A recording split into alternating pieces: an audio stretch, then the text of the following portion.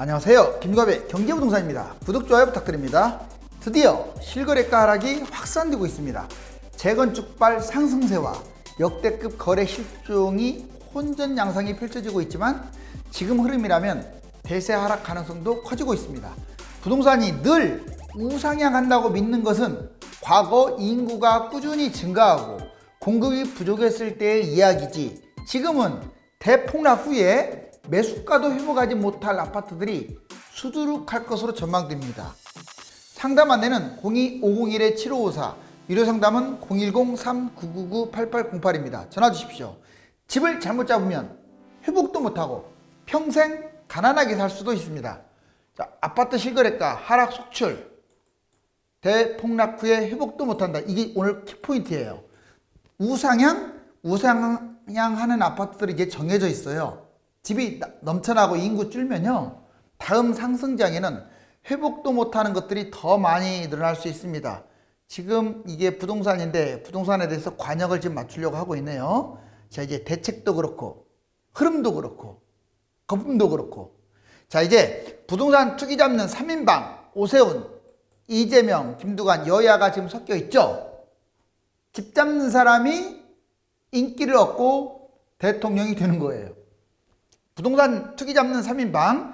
자, 먼저 오세훈 투기대처 좀 잘한 것 같아요. 최근에 초반에는 집값, 어쩔 수 없이 집값 막 이렇게 재건축으로 띄우는 정책을 써가지고 저도 많이 비판을 했는데, 투기 차단 후에 주택 공급한다라고 아예 돌아섰습니다. 아예 그냥 재건축 속도 못 내더라도 괜히 지금처럼 재건축이 집값이 뛰어버리면 이제 여당은 오세훈 탓할 거예요. 그동안에 4년 동안 폭등시킨 거 오세훈이 덤탱이 당할 거야. 자, 이 사람이 바보가 아닌 이상, 자, 보면 허위, 교란, 담합 처벌한다고 하잖아요, 본인이. 자, 속도보다 집값 안정에 우선을 두겠다. 속도는 아예 늦어버려도 집값 거품이 심하고 자꾸 투기꾼들이 몰려들면 안정을 우선으로 하겠다. 이재명 투기됐죠. 이번에 이제 진작부터 했죠. 비거주 차익 환수, 특히 갭투자, 실거주 안 하는 사람들은 이익을 환수한다는 게 키포인트예요. 더군다나 임대주택 사업자들 있죠. 특혜 왜 지금까지 주느냐, 특혜 폐지시켜라. 자, 공직자 다주택 백지 서약, 자, 공직자 다주택 제한을 통해서 진급이라든가 이런 부분에 대해서 불이익을 준다. 자, 김두관, 이분 또 투기 대처, 보유세, 취득세, 양도세, 참 대단해요. 누진세라는 말을 꺼낸 거예요. 여당에 그 누구도 정신 못 차리고 꺼내지를 못했잖아요. 근데 꺼내잖아요, 누진세. 제가 언제부터 강조했습니까? 누진세 때려야 돼요. 누진세 왜 안 때립니까? 집값 띄우려고 안 때리는 것밖에 더 돼요? 임대주택 사업 똑같이, 자, 이재명처럼 똑같이 임대주택 사업 특혜를 폐지해라. 폐지시켜야 돼요. 소급 적용시켜야 합니다. 이것은 부동산 잡기 최고 우선. 지금 집값 잡는 게 가장 중요하다. 만약에 여당이 집값을 못 잡으면 20년 야당할 생각을 해라. 김두관이 한 말이에요. 자, 넘어갑니다. 이게 오늘의 키포인트인데 한번 별표를 쳐볼게요. 집값 폭락 후에 회복도 못할 아파트가 수두룩하다. 이제 잃어버린 일본 짝이 아니라 할지라도 일본보다 좋은 것도 없어요. 일본은 지금도 2명 결혼해서 1.2명 납니다. 우리나라 0.7명이에요. 일본하고 비교도 안 돼요, 이 저출산이. 일본은 양호하다고요, 우리나라에 비한다면. 중국 요즘 저출산 심각하다는데 중국도 우리나라보다 훨씬 높아요. 1.2가 넘어가요. 우리나라 0.7명이라고요. 10년 지나면 인구 1000만 명이 준다고 하잖아요. 과거의 데이터는 아무 무의미해요. 뭐 20년 후에 몇만 명 된다, 이거 다 거짓말입니다. 앞으로는. 왜? 너무 기하급수적으로 인구가 줄고 있으니까. 여기 보시면 이제 현재 이게 집값 시세라고 봐봐요. 집값이 떨어졌어. 떨어지면 또 이렇게 많이 올라가는 게 과거 패턴이었잖아요. 그래서 이렇게 보면 꾸준히 이렇게 하면서 올라가잖아요, 이렇게. 이제는 그런 시대 끝났을 것 같아요. 이유는 세 가지입니다. 첫 번째는 왜 그러면 이런 현상이 벌어지느냐. 이렇게 폭등을 여기까지 해줘야 하는데 못하는 것들이 생겨나. 일단 인구가 준다는 게 가장 치명적이에요. 두 번째는 공급이 넘쳐납니다. 1인 가구가 많은데 공급이 넘쳐나. 자, 그 다음에 세 번째는 뭐겠어요? 지금 집값이 너무 비싼 거야. 지금 우리나라 3만 달러에 세계 서울 집값, 도심 집값이 2위, 서울 집값이 5위라고 하는데, 우리나라가 만약 10년 후에 말 잘해봤자 4만 달러, 5만 달러 되겠죠. 5만 달러 안 되고 한 4만 달러. 4만 달러도 지금 집값이 비싸다 이거예요. 이제 폭락을 했다가 지금 집값으로 회복을 해도 비싸다 이 말이에요. 지금 집값 거품이 너무 심하니까 10년 후에도. 그래서 회복을 못한다는 얘기거든요. 자, 그렇지만 한번 봅시다. 첫 번째, 이 인구가 급감하고 선별적 우상향. 이제 선별적으로 골라가면서 우상향하고 양극화가 벌어질 것이다. 집이 넘쳐나고 서울 쏠림 현상이 강해질 것이다. 자, 현재 거품이 지나치게 높기 때문에 10년 후에도 비싸니까 회복도 못할 것이다. 자, 먼저 회복 불가능 아파트를 예상을 한다면 지방광역시의 고가 아파트 대부분, 지금 제일 위험한 아파트는 자, 알려드릴게요. 부산, 대구, 울산, 광주, 대전, 세종, 지방에 있는 10억 넘어가는 아파트들이 폭락하고 회복도 못할 영순입니다. 그 다음에 두 번째는 수도권 고가 아파트, 특히 1기, 2기 신도시 택지지구, 새 아파트라고 엄청 뛰었죠. 그 다음에 또 유성도시 같은 경우도 뭐 구축도 많이 뛰었어요. 리모델링 호재 해가지고. 이런 것들 회복도 못하고 끝날 가능성이 커요.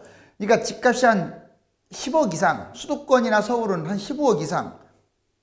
그 다음에 회복 전후, 이제 이 회복도 못한다는 말은 이렇게 폭락을 해서 좀 올랐다가 여기서 끝난다는 거예요. 여기서 그냥 본전치기도 못하고. 이번에는 본전치기 전후로 끝날 것들, 서울의 외곽 급등 아파트, 노도강이라든가 좀 변방 지역 너무 많이 뛰었잖아요. 이 지역들은 오버페이스한 거 맞거든요.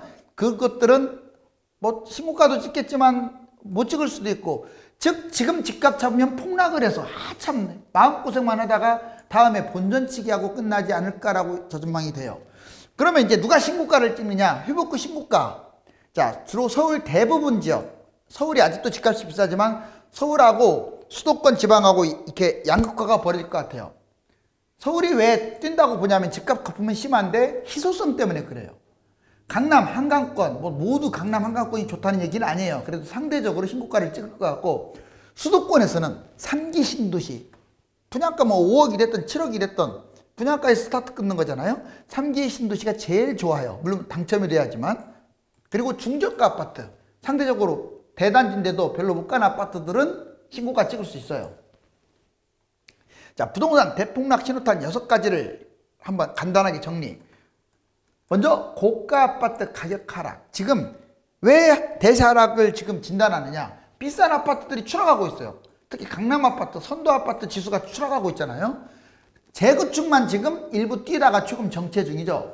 그 다음에 집값 폭등, 이 거품이 최대치입니다. 아까 제가 말했지만 지금 국민소득 3만 달러 시대에 현재 집값은 냉정하게 말을 보면 한 7만 달러. 우리나라 국민소득 7만 달러에 어울리는 집값이에요. 그러면 거품이 더블 이상이라는 거 알겠죠? 그래서 거품이 최대라서 폭락하는 후에도 회복도 못한다고 제가 얘기해 드렸어요. 그 다음에 거래 급감, 영끌 급감. 거래량이 급감한다는 건 좋은 현상이 아니에요. 집값 올라가는데 마이너스 요인입니다.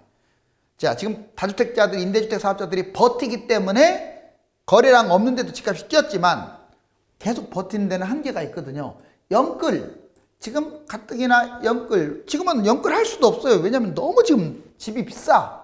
서울에도 하고 싶은데 서울 집값이 워낙 비싸서 영끌 하고 싶어도 못해요.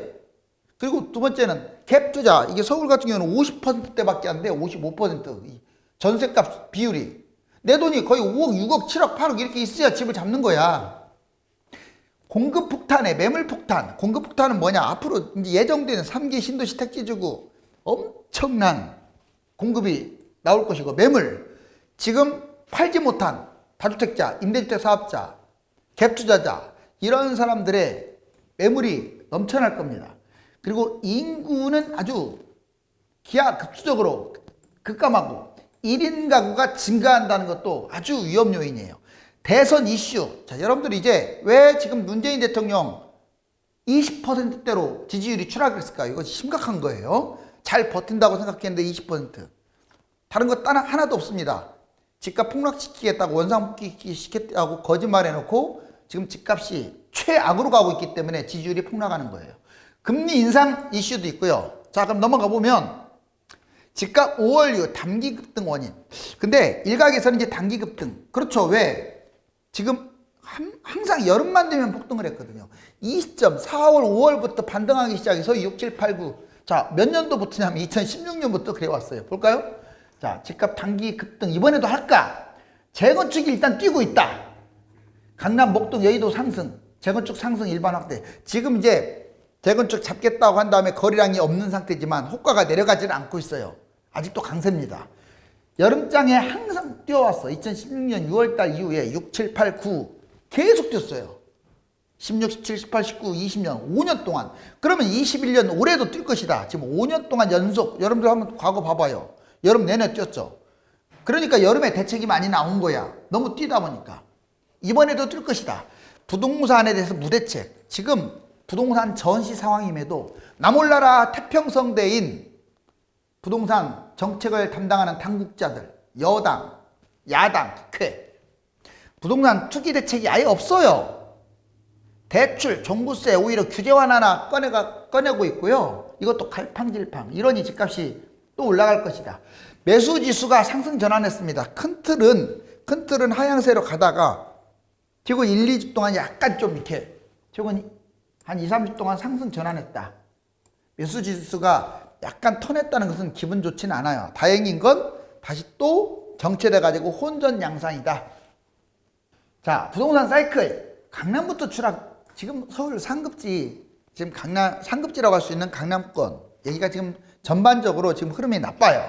그런데 재건축은 나홀로 강세긴 한데 어찌됐거나 지금 선도지수 50지수도 마이너스 요인이고, 그 다음에 서울 중급지 마용성광, 양령 동강, 자 양천구, 영등포구, 동작구, 여기 강동구죠.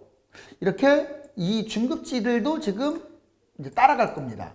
그리고 수도권, 이제 수도권의 상급지, 경기도 뭐 인천 이런데 과천, 판교, 분당, 그리고 주요 2기 신도시 및 택지지구 이렇게 하락이 확대될 거예요. 그리고 서울 하급지, 수도권 중급지. 서울 하급지라면 뭐 노도강이나 금강구, 변방지역, 수도권 중급지, 웬만한 유성도시라든가 이런데, 자 지방 광역시 전체, 그 다음에 수도권 하급지, 수도권의 좀 비규제지역이라든가 규제지역도 외곽. 그러면서 지방 중소도시 이렇게 이 빨간 건 상승이고 파란 건 하락인데, 상승이든 하락이든 항상 강남부터 시작하는 거예요. 이게 사이클이에요. 자, 그러면 2020년 이후 월별로 부동산 오른 곳들 재밌어요. 여기 2020년 9월 달이거든요. 2020년 초기부터 볼까요? 초기 2020년 전에 19년 이전까지 올라갔던 곳들은 대부분 서울하고 2기 신도시 새 아파트들, 1기에서 주로 이제 분당이나 평촌 이런데 여기가 많이 뛰었었어요. 여기 나온 것들 그 다음 볼까요? 이제 수용성이라고 수원, 용인, 뭐 성남, 구리 상대적으로 입지 좋은 곳들이 먼저 뛰었죠. 이제 9월달 봤더니 세종이 막 날아가요. 여기 1등한 곳들만 한번 보자고요. 9월부터 10월 뭐 이 사이에 계속 세종이 엄청 뛰었죠. 그러다가 김포가 뛰었습니다. 왜? 여기가 비조정 지역이었어요. 10월, 11월 김포, 부산, 뭐 지방 이 부산하고 김포 뭐 이렇게.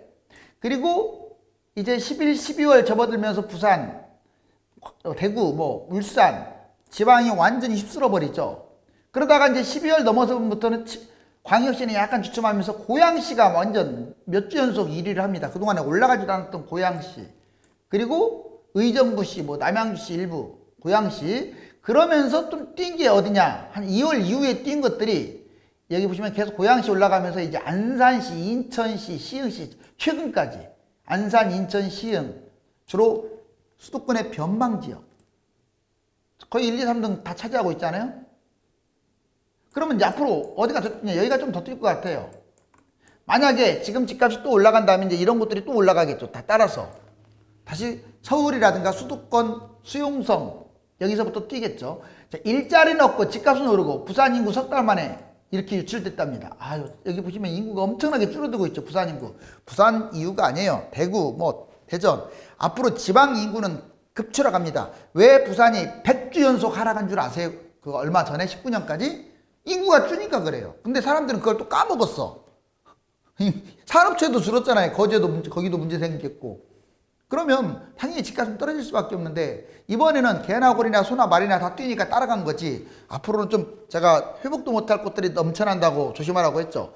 자, 그럼 최근의 흐름을 보자고. 이게 바로 따끈한 자료입니다. 4월 최근자 보시면 서울 올해 2월부터 쭉 보니까 전반적으로 좀 하향세를 가다가 최근에는 혼전 양상이죠. 이렇게 서울 보니까. 경기도 보세요. 자, 경기도 계속 뜨거웠어요. 서울보다는 계속 뜨겁습니다. 그렇지만 뭔가 모르게 약간 좀 내리막길을 가고 있는 중이죠. 자, 대구는 이미 한풀 꺾였어요. 여기 고점에 비해서 좀 꺾였죠. 하지만 플러스 요인에서 자, 그렇게 뭐 흐름은 좋지는 않는데 아직 완전히 마이너스로 전환되지는 않았습니다. 대전광역시가 엄청 뛰었는데 여기 지금 보면 대구만 또 이제 흐름이 안 좋아요. 다만 다시 또 살아나고 있는 모습. 전반적으로 보면 하향세인데 하향세여서 혼전 양상, 다시 조금 뭔가 모르게 반등하려고 하는 모습을 보이고 있다. 이게 바로 5월, 6월 이제 변곡점인데 과연 다시 대세 하락으로 갈까? 아니면 여름장, 불장으로 다시 또 갈까? 창원과 김포 하락한 것들 보자고요. 무섭게 치솟았던 창원, 일부다 이제 1억 넘게 뚝. 1억이 뭡니까? 자, 용지, 아이파크 그 일대는 뭐 3억씩 빠졌더라고요. 여기 보시면 자, 이 빨간색 보세요. 이 빨간색이 바로 창원입니다. 투기과열 지역 및 조정지역까지 있는데 지금 마이너스까지 떨어졌어요. 엄청나죠?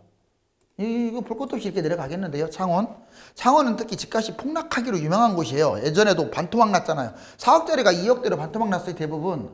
그러면 이번에도 이렇게 올랐는데 위험하겠죠. 특히 새 것들 조심하세요. 자, 그 다음에 오히려 청주는 약간씩 조금 뭔가 모르게 올라가는 추세. 그리고 김포도 호가, 김부선, 김포, 부천, 선 GTX 그쪽으로 간다고 하니까 완전히 이제 집값이 흔들립니다. 0.23까지 치고 가던 얘기 보세요. 마이너스 직전까지 지금 완전 급추락하고 있죠. 서울 마지막 주 한번 혼전 양상 한번 볼까요? 먼저 한국부동산원 수도권 떨어졌네요. 그렇죠? 근데 전국적으로 이제 보합권이죠. 그런데 서울 동남권 약간 올라가고 있고, 근데 재건축이 뛰니까 그래요. 여기 보시면 서울은 그대로입니다. 전반적으로 보합입니다. 세목한. 자, 그 다음에 KB시세 보세요. 수도권 떨어졌고 전국 떨어졌고 광역시 올라갔네요. 결론적으로는 이제 하락입니다. 자, 이번에는 서울만 나와 있는 부동산 114 바닥 찍고 좀 올라서 주춤하는 것 같더니 또 뛰었어요. 이번 주에 상승이네요. 자, 세모 상승 하락 결과적으로 지금 혼전 양상이라는 것을 알 수가 있어요. 재건축 들썩 되살아난 서울 아파트 매수 심리 4월 5일자 바닥을 찍고 약간 미미하게나마 올라가고 있죠. 그런데 큰 틀에서는 월별로 봤더니 지금 130이 고점 찍고 내려가고 있어요. 주택가격 전망지수는 내려가고 있는데 매매수급지수는 약간 올라가고 있다. 자, 여름 앞두고 불장이 될지 안 될지는 봐야죠.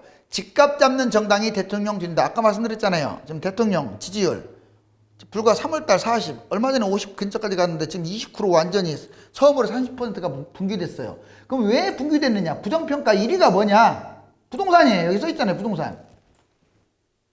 부동산 정책 잘못했다가 81%. 자, 10명 중 8명이 지금 전문가들, 이게 특히 정치 전문가들 얘기를 들었더니 왜 이렇게 지지율이 떨어졌느냐? 봤더니 자, 뭐 여러 가지가 있지만 부동산 정책 변화시켜라. 부동산 정책 방향을 틀어라. 부동산 가격을 안정화시켜라. 뭐 일가구 1주택 세부담 문제가 있다. 자, 부동산 경제를 살려라. 부동산 안정화 정책이 필요하다. 자, 여기 보세요. 2030 중도층 잡아라. 지금 여기 동그라미 친 거에 대부분이 부동산이에요. 부동산을 잡는 사람이 이기는데 지금 여든 야든 정신이 없어요. 지금 집값 잡을 생각이 없습니다. 자, 이러면 여당 제1야당도 찍어서는 안 되고 제2야당을 찍어야 할 거예요. 자기야, 3기 신도시 청약하고 계획 가져볼까? 특히 신혼부부들, 자, 행복주택 이거 최고 지역입니다. 당첨되면 로또죠. 5억 이상. 자, 3기 신도시 보면 택지구까지 해가지고 상당히 많은 곳들이 인천 계양, 남양주 진접, 신혼 희망타운들, 의왕 청계, 성남 복정, 위례 아주 좋은 곳들이죠. 자, 여기 보시면 이제 각각 기본 자격과 세부 공통 자격이 있습니다. 부동산 대책 이왕이면 이 관역 10점 만점에 10점 딱 여기를 명중시켰으면 좋겠는데 지금까지는 관역 밖으로 벗어났어요.